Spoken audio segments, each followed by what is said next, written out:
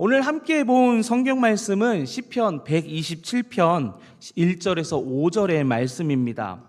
여러분 가운데 기억하고 계신 분들이 있을지 모르겠습니다. 이 말씀은 제가 지난 2월 마지막 수요 예배를 담당했을 때 설교 본문으로 정했던 말씀입니다.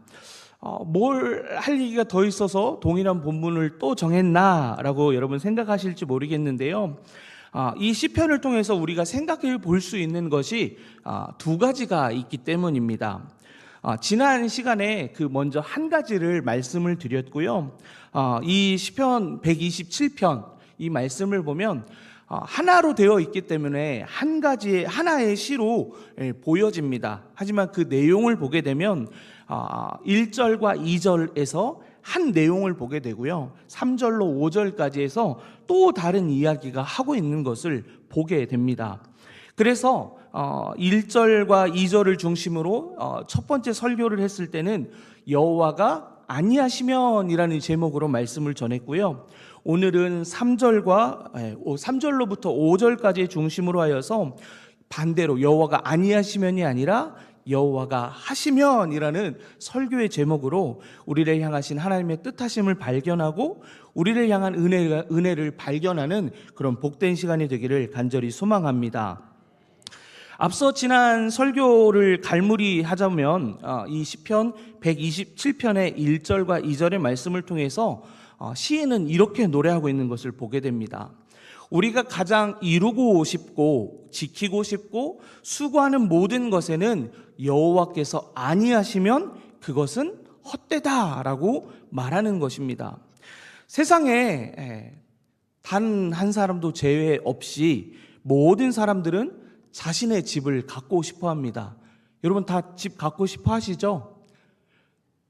한 번 더 기회를 드릴게요. 여러분 다들 집 갖고 싶어 하시죠? 평생 그것을 위해서 수고하며 사셨잖아요.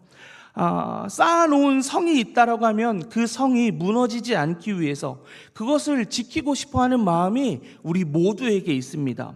그것에 만족하지 않고 더 가지려고, 더 성공하려고 일찍이 일어나는 사람이 있고 잠을 이루지 못하는 사람들이 있다라는 것을 우리는 주변에서 보게 되고 내 자신 안에서도 그런 모습을 발견하게 됩니다. 이 자리에 계신 모든 분들은 하나님의 은혜 안에서 하나님의 사랑을 받기 때문에 잠을 이루는 여러분들 되시기를 축복합니다. 그러면 이제 주무셔도 되겠죠? 정신 바짝 차리시고 오늘 말씀을 함께 계속해서 들어가시면 좋겠습니다. 본문 1절과 2절의 결론이 되어지는 말씀이 바로 2절 하반절에 있는 그러므로부터 시작하는 부분입니다.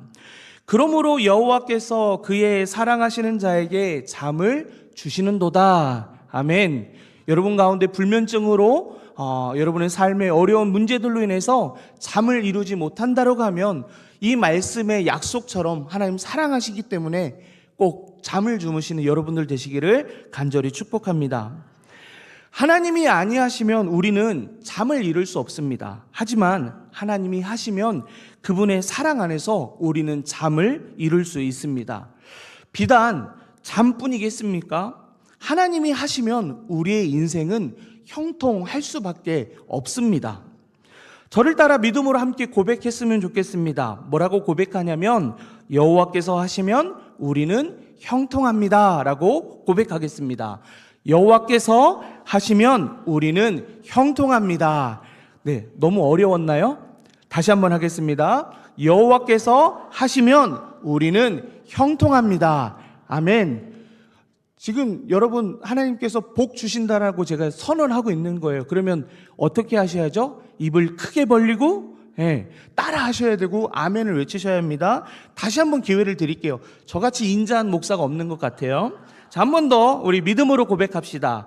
여호와께서 하시면 우리는 형통합니다. 아멘. 네. 하나님께서 하시기 때문에 형통케 되는 복이 여러분의 삶에 임하기를 간절히 축복합니다. 본문의 말씀 3절을 보면 우리가 또 다시 새롭게 이야기가 시작된다라는 걸 보게 됩니다. 바로 그 단어가 보라라는 단어, 이제 새롭게 주목해봐라라는 이야기로 시작하거든요. 우리 본문 3절의 말씀을 함께 읽어보겠습니다. 보라, 자식들은 여호와의 기업이요 태의 열매는 그의 상급이로다. 아멘. 인물이 좋고 신앙이 좋은 한 청년이 있었습니다. 그 청년의 이야기를 좀 드리려고 하는데요. 그는 굉장히 유복한 가정에서 태어나서 부족함이 없게 자랐다라고 합니다. 그런데 그에게 있었던 그 부유함이 오래 가지는 못했다고 합니다. 그가 10살이 되었던 해에 아버지께서 하시던 사업이 크게 부도가 나면서 어려움이 그의 삶에 찾아오게 되었다라는 겁니다. 부모님은 빚 독촉에 의해서 야반 도주를 하실 수밖에 없었다고 합니다. 그래서 누나와 함께 할머니 댁에, 큰 집에, 삼촌 집에, 그리고 아버지 친구 집에 맡겨지면서 6년이라는 시간을 눈물로 보내야 했다고 합니다. 아픔 가운데 하나님은 있는 사람을 가만두십니까? 아니요, 그렇지 않으시거든요. 아픔 가운데 있는 그 청년에게 하나님은 찾아와 주셨습니다. 그래서 하나님께서 친히 아버지가 되어주셨고 어머니가 되어주셨습니다. 그뿐만 아니라 교회 안에서 여기 계신 여러분들과 같이 좋은 믿음의 아버지를 만나게 되었고 어머니를 만나게 되어서 그분들의 사랑을 통해서, 도움을 통해서 값비싼 돈을 지불해야 하는 공부를 하게 되었고 그것을 전공으로 대학까지 가게 되는 은혜를 입게 되었다고 합니다.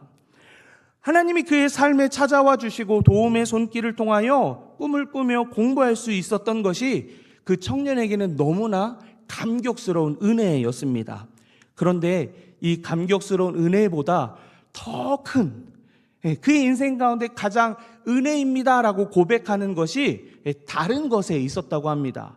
그것이 무엇이었냐면 어려운 형편 가운데 있었기 때문에 결혼은 상상조차 못했는데 그 결혼이라는 것을 그 청년이 할 수 있게 하나님이 하셨다라는 겁니다.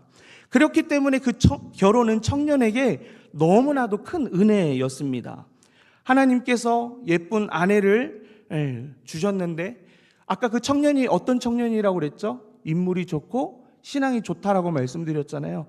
그것만 보이게 한 거예요, 그 여인에게. 그래서 콩깍지를 씌우게 하셨고 그의 딸이 집에 와서 맨날 그 남자 자랑을 하니까 그의 장인과 장모님께서 앞뒤를 재지 않고 결혼을 허락하셔서 6개월이라는 아주 짧은 시간 만에 결혼을 하게 됐다라고 합니다. 이쯤 되면 그 청년이 누군지 짐작이 되십니까?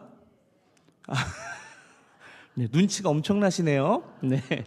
네, 아까 말씀드렸던 것처럼 인물 좋고 신앙 좋은 그 청년이 바로 접니다. 그런데 가난한 남편을 만났으니 얼마나 대단한 신혼살림을 시작할 수 있었겠습니까? 올해로 이제 제가 결혼한 지 12년째 되는데요. 그 12년을 사는 동안에 무려 10번의 이사를 하게 되었습니다. 네, 놀랄 기회를 다시 드릴게요. 12년을 사는 동안에 무려 10번의 이사를 하게 되었습니다. 그런데 여러분 이런 말 들어보았습니까? 전쟁 중에도 아이는 태어난다. 그 정신없는 12년을 사는 동안에 하나님께서는 저희 가정에 4명의 아이들을 선물로 주셨습니다.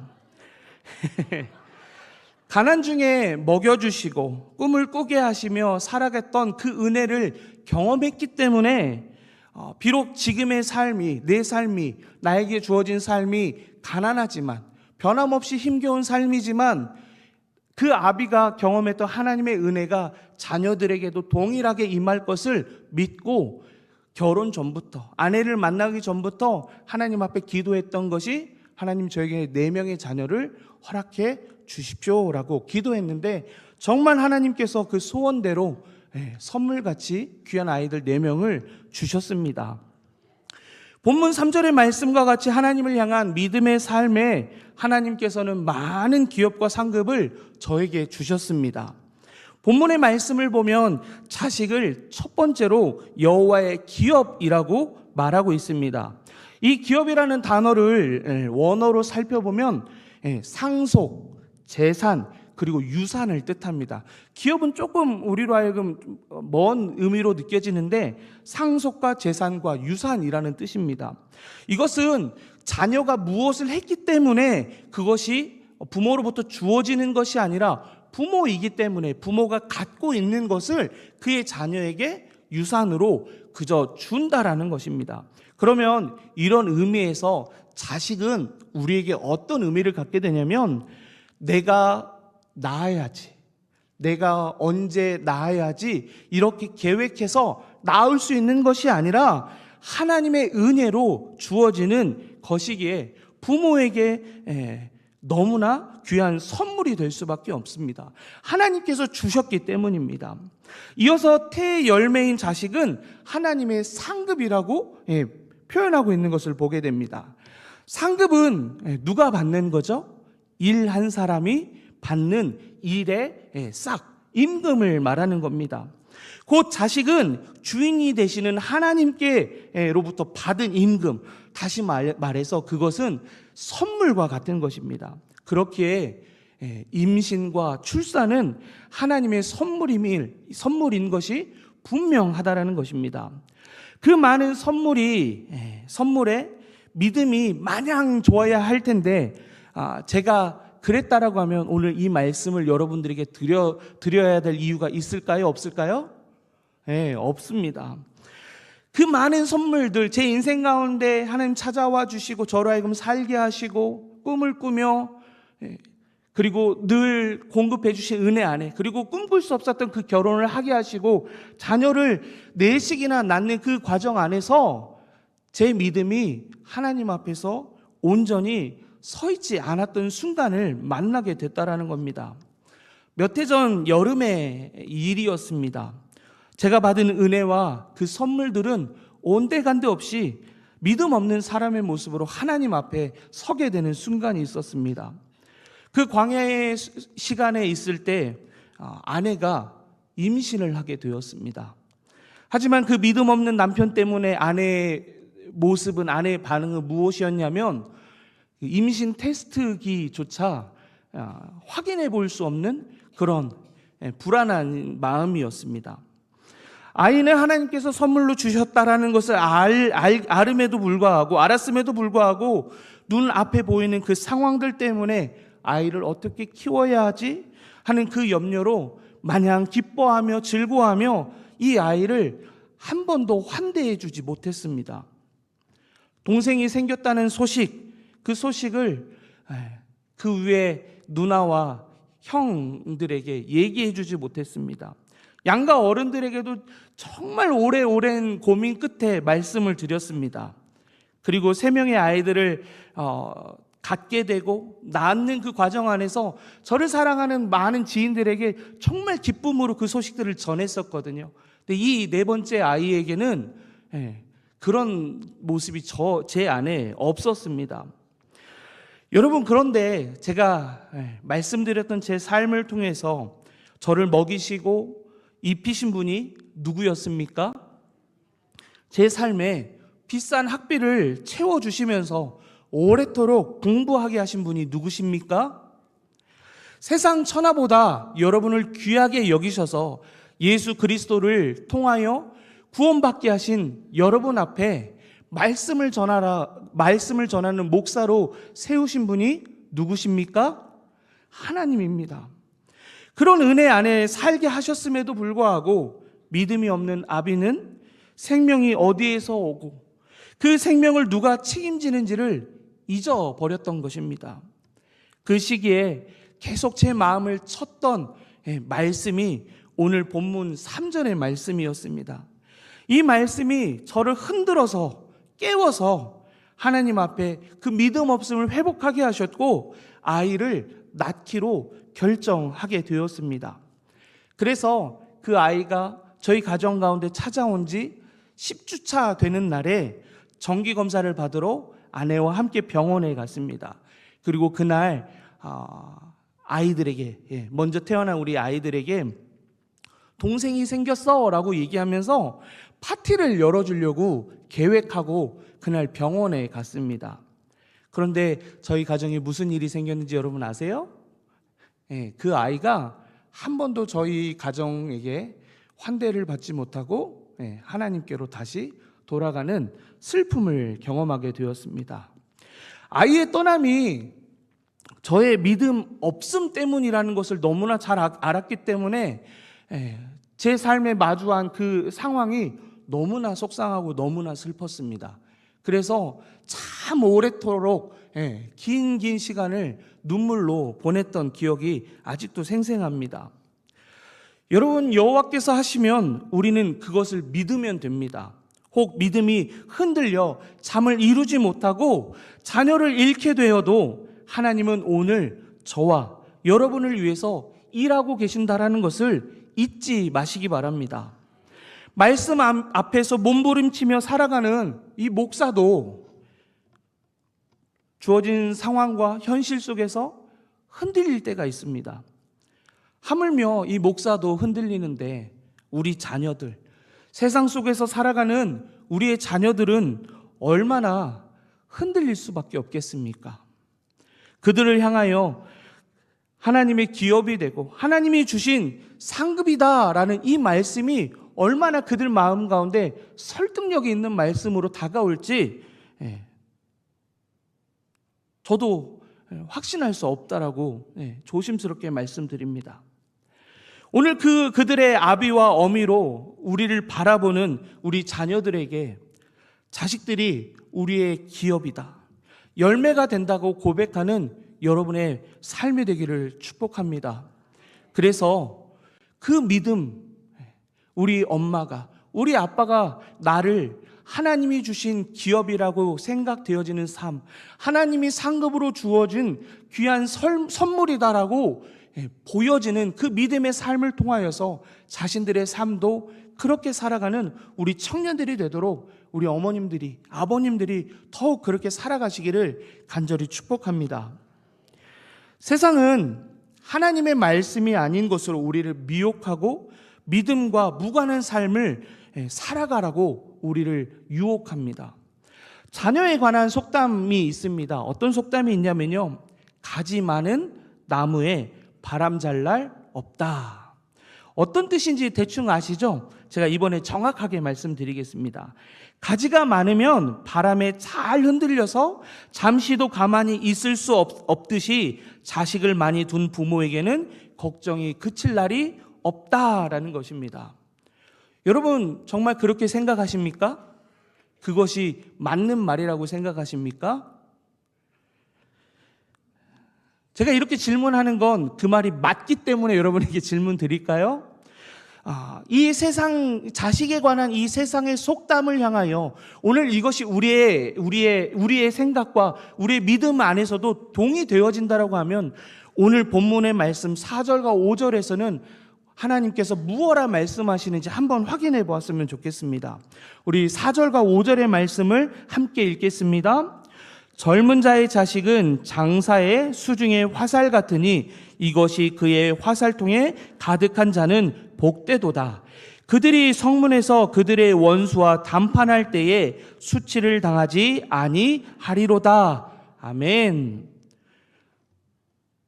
가지가 많으면 바람 잘 날 없다고 얘기했지만 젊은 자의 자식은 장사의 수중에 있는 화살이라고 얘기합니다.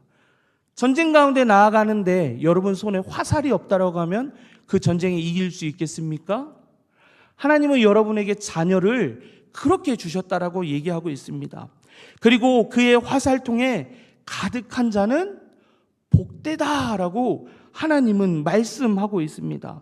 다시 말씀드려서 하나님은 자녀에 대하여 우리에게 무엇라 말씀하시냐면 자식은 장사에게 화살이다. 그리고 그 화살이 화살통에 가득한 자가 복되다라고 말한다라는 겁니다.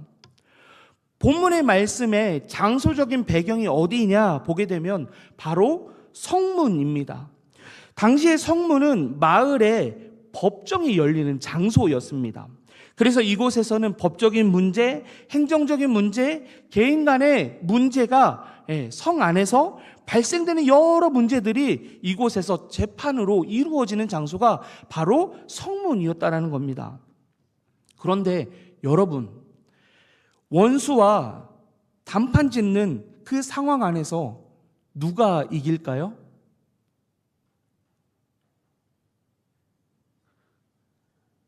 계속 어려운 질문을 드리나요? 원수와 단판을 지을 때 누가 이기냐? 내 편이 맞는 사람이 이깁니다. 집 안에서도요, 이제 가끔 이제 저희가 총 한 명의 의사권이 없는 한 명의 아이와 나머지 사람을 포함해 저희 5명이잖아요. 그러면 뭘 먹게 되냐면 아내가 먹고 싶은 것, 또 첫째가 먹고 싶은 걸 먹게 돼요. 왜냐하면 나머지 녀석들이 쪼르륵 붙기 때문에. 제 의사와 의견은 없습니다. 왜냐하면 여러 사람이 거기에 붙어서 이거 먹어야 된다라고 하면 당연히 그거 먹어야 하는 것처럼, 우리가 원수와 단판을 붙었을 때, 지금은 뭐 법 규정이나 이런 것들이 분명했지만 당시 상황 안에서 법적인 분쟁이 원수와 있게 된다라고 하면 자식들 여러 명이 뒤에 서서 우르르 해서 우리 아버지 말이 맞는데, 우리 어머니 말이 맞는데 하면 그 싸움은, 그 재판은 당연히 이길 수밖에 없다라는 겁니다. 자녀들이 많은 사람에게는 자녀가 큰 힘과 위로가 된다라는 것입니다. 옳다 말하는 자녀들이 많은 쪽이 이기는 것이 당연하다라고 합니다. 그래서 5절의 말씀 마지막은 수치를 당하지 않는다라고 말씀하고 있습니다. 여러분, 하나님의 기업이 누구입니까? 하나님의 상급이 누구입니까? 누구요? 여기 계신 여러분 한 분 한 분이잖아요. 여러분 한 분 한 분이 하나님의 기업이시고 하나님의 상급이시잖아요. 바로 우리가 하나님의 기업이고 상급입니다. 우리가 하나님의 수중에 화살이 되어서 하나님께 힘이 되고 하나님의 자녀들이 많음으로 사탄과 마귀와 원수들의 그 단판 안에서 우리의 삶이, 우리의 믿음이 우리의 하나님이 옳습니다라고 증언해주는, 하나님이 그 사탄과의 대결에서 수치를 당하지 않도록 증언해줘야 할 사람들이 바로 저와 여러분이라는 겁니다.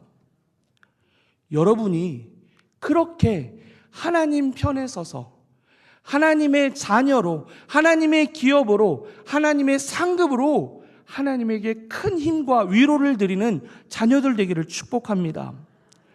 하나님께서 아니하시면 안 되는 것이 이 세상의 모든 것입니다. 하지만 우리 인생에 하나님께서 하시면 불가능한 것도 가능한 것이 된다는 것을 믿으며 사는 여러분 되시기를 축복합니다. 아이를 떠나보내는 아픔은 있었지만 그 아픔을 통해서 다시 허락하신 아이가 지난 주일에 세례를 받았던 보기입니다. 이전에 아이들을 품었을 때 느꼈던 그 감정과는 새로운 감정으로 이 아이를 품게 되었고요.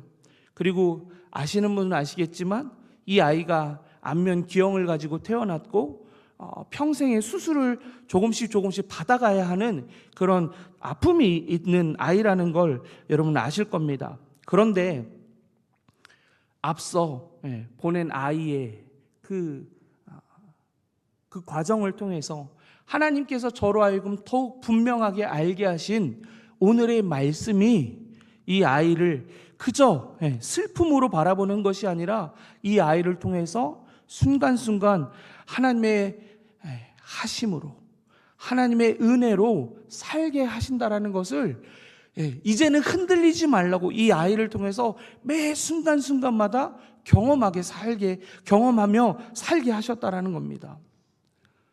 여러분, 하나님이 하시면 우리는 형통하게 됩니다.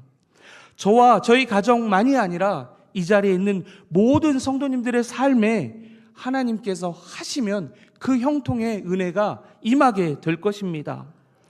하나님의 기업, 대열매, 화살들로 여호와가 하시면 얻게 되는 그 복을 누리며 사는 여러분 되시기를 간절히 축복합니다. 간절히 더 소망하는 것, 그것은 가정과 가정마다 태가 열리는 은혜가 있기를 소망합니다. 그 자녀를 키우며 나아가는 하나님의 복이 가정마다 임하기를 소망합니다. 앞으로 가정을 이루어갈 우리 청년들에게 그 은혜가 있기를 축복합니다. 여러분, 제가 제 삶에 참 많은 놀라운 일들이 있었지만 성경을 보면서 가장 놀랐던 일이 무엇인지 여러분 아십니까? 사라가 90세에 아들을 낳았다라는 겁니다. 뭔 말 하려고 하는지 아십니까? 여기 90 넘으신 분 계세요? 네. 여러분의 삶에 영적인 자녀들을 낳으시고 진짜 자녀들을 낳으시고 그 자녀들을 통해서 정말 하나님의 편에 서는, 하나님의 수치를 맡게 하는 그런 귀하고 복된 자녀들, 그 자녀들 때문에 어버이 된 우리가 더 기뻐할 수밖에 없는 그 은혜가 여러분의 삶에 넘쳐나기를 간절히 축복합니다.